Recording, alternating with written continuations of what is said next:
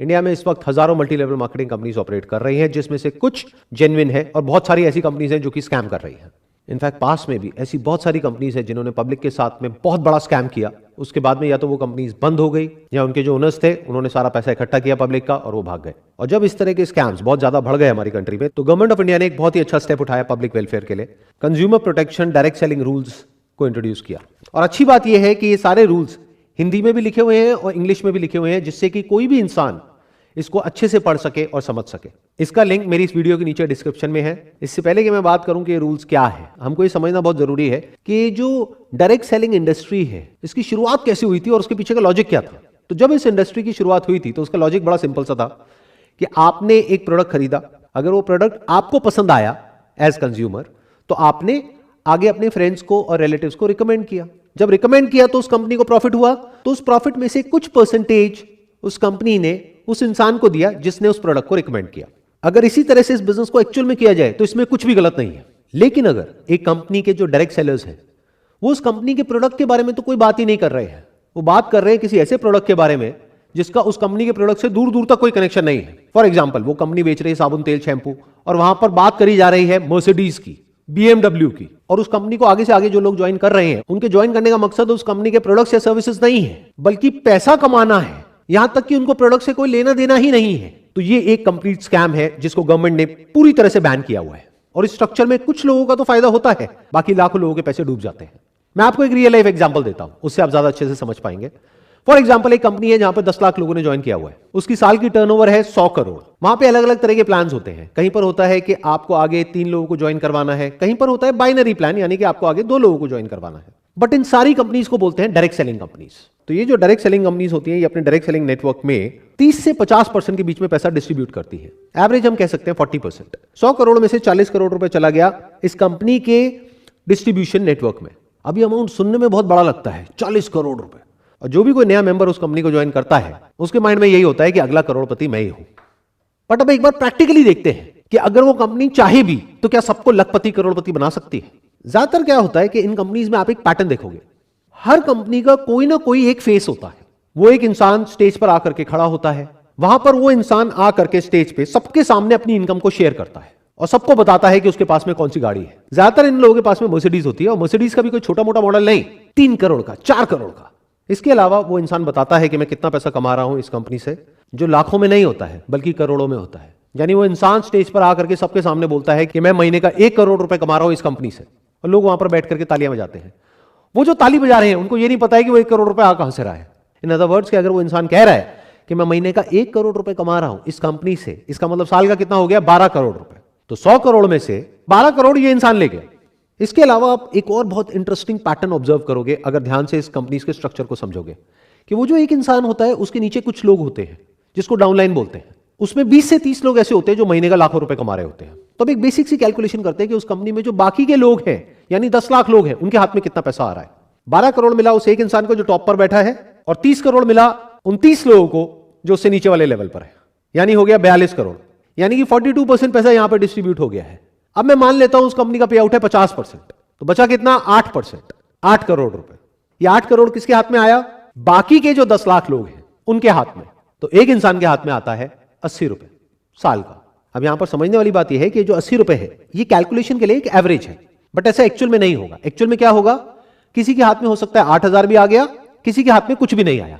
तो मैं कोई नहीं होता आपको ये बोलने वाला कि आपको ये करना चाहिए नहीं करना चाहिए, ये डिसीजन आपका है, क्योंकि सिर्फ आपका पैसा नहीं लग रहा है, आपका टाइम भी लग रहा है। प्लस जब आप ऐसी कंपनीज को ज्वाइन करते हो तो बहुत सारी ऐसी कॉस्ट होती है जिसको आपने शुरू में कैलकुलेट नहीं किया होता है। जैसे इन कंपनीज के जो सेमिनार्स होते हैं, यूजुअली उसके लिए आपको टिकट खरीदनी होती है, ट्रैवल के पैसे लगते हैं, आपका टाइम यहां पर लग रहा है। तो आपको सारी कैलकुलेशंस करके चलना है कि आपने कितना पैसा और कितना टाइम लगाया, और साल के एंड में आपके पैसा कमाने की पॉसिबिलिटी क्या है। यानी कि अगर उस कंपनी में 10 लाख लोग हैं और कोई एक इंसान आकर के बोल रहा है कि मेरे पास में 3 करोड़ की गाड़ी है और 1 करोड़ रुपए मैं महीने का कमा रहा हूं, तो वहां पर बैठ करके तालियां नहीं बजानी है, बल्कि उस इंसान से यह पूछना है कि आपके ऐसे और कितने हैं इस कंपनी में। यह पूछना क्यों जरूरी है, क्योंकि वो पैसा वो जो इंसान कमा रहा है वो आपकी जेब से आने वाला है। तो अब सवाल ये उठता है कि क्या सारी मल्टी लेवल मार्केटिंग कंपनीज जितनी भी है वो सब फ्रॉड है? ऐसा नहीं है, कुछ कंपनीज जेन्युइन भी है। लेकिन अब इस फर्क को कैसे किया जाए कि कौन सी कंपनी जेन्युइन है और कौन सी फ्रॉड है। तो आज हम यही काम करने वाले हैं, हम डिटेल में समझने वाले हैं कि कौन सी कंपनी जेन्युइन है और कौन सी फ्रॉड है। इसके बेसिस पे नहीं कि मुझे क्या लगता है या आपको क्या लगता है, बल्कि इसके बेसिस पर कि हमारी कंट्री का लॉ क्या कहता है। 28 दिसंबर 2021 को गवर्नमेंट का एक नोटिफिकेशन आता है जिसमें कि जितनी भी डायरेक्ट सेलिंग कंपनीज हैं उन सब के लिए प्रॉपर गवर्नमेंट ने कुछ रूल्स बनाए। मैंने डिटेल में इन सारे रूल्स को स्टडी किया और इसमें से कुछ इंपॉर्टेंट पॉइंट्स को हाईलाइट किया हुआ है जो हम सबके लिए एज कंज्यूमर समझना बहुत इंपॉर्टेंट है। इसमें कहा जा रहा है, no direct selling entity shall adopt any unfair trade practice in the course of its business or otherwise and shall abide by the requirements specified in any law for the time being in force. In other words, वो company जो भी आपको commit कर रही है अपने products या services को सेल करने से पहले या उस कंपनी को ज्वाइन करने से पहले, उसके बाद में उस कंपनी को उन सारे कमिटमेंट्स को पूरा करना ही पड़ेगा। अपनी एडवर्टाइजिंग के थ्रू या अपने डायरेक्ट सेलर नेटवर्क के थ्रू या किसी भी तरीके से वो कंपनी कोई भी किसी भी तरह का गलत कमिटमेंट करके आपको ज्वाइन नहीं करवा सकती है। अगर ऐसा वो कंपनी कर रही है तो इन रूल्स के अकॉर्डिंग वो बिल्कुल गलत है। अगेन एक बहुत इंपॉर्टेंट पॉइंट है यहां पर, every direct selling entity shall ensure that the advertisements for marketing of goods or services are consistent with the actual characteristics, access and usage conditions of such goods and services. इसका मतलब यह है कि वो जो डायरेक्ट सेलिंग कंपनी है या जो उसका नेटवर्क है डायरेक्ट सेलर्स का, उसमें से कोई भी ऐसा कोई भी एडवर्टीजमेंट नहीं दे सकते हैं कहीं पर भी जहां पर कि उस प्रोडक्ट को, उस सर्विस को या उस कंपनी का जो भी प्लान है उसको बहुत बढ़ा चढ़ा करके दिखाया जा रहा है कि वो है कुछ और उसको कुछ और ही दिखाया जा रहा है। अगर मैं इसका एक प्रैक्टिकल एग्जांपल आपको दूं तो आपने नोट किया होगा कि फेसबुक पर, इंस्टाग्राम पर, यूट्यूब पर ऐसी बहुत सारी एड्स आती हैं जहां पे किसी एक पर्टिकुलर सेगमेंट को टारगेट किया जाता है। जैसे कि अगर आप एक हाउसवाइफ हैं और घर बैठे बैठे लाखों रुपए कमाना चाहते हैं तो हमको कॉन्टैक्ट करिए। तो इस तरह की एडवर्टाइजिंग अगर कोई कंपनी कर रही है तो वो एक स्कैम है। अब ये एक पॉइंट है जो बहुत इंपॉर्टेंट है समझने के लिए। A direct selling entity which explicitly और इम्प्लिसिटली, मतलब कि डायरेक्टली या indirectly, vouches for the authenticity of the goods और services sold or guarantees that such goods or services are authentic shall bear the liability in any action related to the authenticity of such goods or services. मतलब कोई भी direct selling company या उसके साथ में जो भी लोग जुड़े हुए हैं वो ऐसी कोई भी गारंटी नहीं दे सकते हैं या कोई भी ऐसा क्लेम नहीं कर सकते हैं जिसको बाद में वो पूरा ना कर सके। फॉर एग्जाम्पल, वो कंपनी आपको ये कह रही है कि अगर आपने हमारी कंपनी को ज्वाइन किया और आप यहां से लाखों रुपए नहीं कमा सके तो आपके पैसे वापस हो जाएंगे, तो उस कंपनी को वो पैसे वापस करने ही पड़ेंगे। और यहां पर जो दो बहुत इंपॉर्टेंट वर्ड्स हैं वो है एक्सप्लिसिटली और इम्प्लिसिटली, मतलब कि या तो डायरेक्टली आपने गारंटी दी है या इनडायरेक्टली दी है, तब भी आप उस गारंटी को पूरी करने के लिए लायबल है। फॉर एग्जांपल, अगर कोई कंपनी आपको ये कहती है कि हमारा ये प्रोडक्ट है, ये सर्विस है, इसको आप परचेज करो, इसको परचेज करने के बाद में आपकी जो इनकम है वो 10 गुना बढ़ जाएगी, तो अगर वो 10 गुना नहीं बढ़ती है तो उस कंपनी ने जो भी क्लेम्स करे हैं उस सबको पूरा करने के लिए वो कंपनी लायबल है।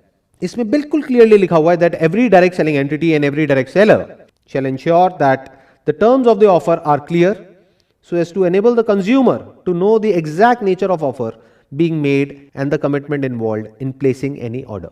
मतलब यूजुअली ऐसी कंपनीज में क्या होता है, ये आपके लिए एक तरीके का एक फनल बना देते हैं। यानी कि जब आप इन कंपनीज को ज्वाइन करते हो तो आपको कहा जाता है कि आपको सिर्फ 500 रुपए देना है या 1000 रुपए देना है। फिर वो 1000 रुपए देने के बाद में आपको पता लगता है कि आपको 5000 और देना है। फिर उसके बाद में आपको पता लगता है कि अब अगर अपने बिजनेस को आपको बढ़ाना है, आपको कमीशन चाहिए, तो आपको 5000 नहीं देना है, अब आपको 30000 देना है। एक तरह का एक ट्रैप बना दिया जाता है जहां पर आप अंदर जाकर के फंसते ही चले जाते हो। तो जो एक्चुअल इन्वेस्टमेंट होती है उस बिजनेस में वो उससे बहुत ज्यादा होती है जितनी की शुरू में दिख रही होती है या दिखाई जाती है। ये करना गलत है इन रूल्स के अकॉर्डिंग। आपको बिल्कुल क्लियर तरीके से उस इंसान को बताना है ज्वाइन करने से पहले, यानी उससे 1 रुपए भी लेने से पहले, कि इस स्टेज पर इतना इतना पैसा लगने वाला है। जैसे बहुत सारी कंपनीज ऐसी होती हैं जहां पर के ज्वाइन करने के बाद में अगर उन कंपनीज को आप कहोगे कि हमको डेटा चाहिए जिस डेटा को हम कॉल कर सके और जिनको ये प्रोडक्ट और सर्विस बेच सके, तो उस डेटा के भी वो कंपनी आपसे पैसे लेगी। यानी वो कंपनी आपको बोलेगी कि एक लीड का आपको 40 रुपए या 50 रुपए देना है, तो अगर आपको 100 लीड चाहिए तो आपको 5000 रुपए देना है 1 महीने का। साल का कितना हो गया? 60,000 रुपए। आप सोच के आए थे उस कंपनी में कि 10-20 हजार रुपए में मेरा काम शुरू हो जाएगा। साल के एंड में जब आप कैलकुलेट कर रहे हो तो आप देख रहे हो कि मेरा 20,000 रुपए नहीं लगा है, यहां पे 2 लाख रुपए लग गया है। तो यहां पे ये कहा जा रहा है कि ये सब कुछ आपको उस इंसान को ज्वाइन करने के बाद नहीं बताना है, पहले से बताना है। इसमें एक बहुत इंपॉर्टेंट क्लॉज है जिसको बहुत सारी कंपनीज वायलेट कर रही हैं खुलेआम। मतलब कि ऐसे बहुत सारे डायरेक्ट सेलर्स हैं या डायरेक्ट सेलिंग कंपनीज हैं जो बोलती हैं कि हमारी अनकंडीशनल मनी बैक गारंटी है, और बाद में जब आप उस कंपनी के साथ में एग्रीमेंट साइन करते हो तो वहां पर बहुत सारी कंडीशंस होती हैं। तो इसका मतलब क्या हुआ? कहा कि जो मनी बैक गारंटी है वो अनकंडीशनल है, जबकि एक्चुअल में जब एग्रीमेंट की बारी आई तो वहां पर बहुत सारी कंडीशंस है कि पहले आपको ये करना पड़ेगा, फिर ये करना पड़ेगा, फिर ये करना पड़ेगा, फिर ये करना पड़ेगा, तब जाकर के आपके पैसे आपको वापस होंगे। ये गलत है, ऐसा आप नहीं कर सकते हो। इस क्लॉज को ध्यान से समझना, ये बहुत इंपॉर्टेंट है।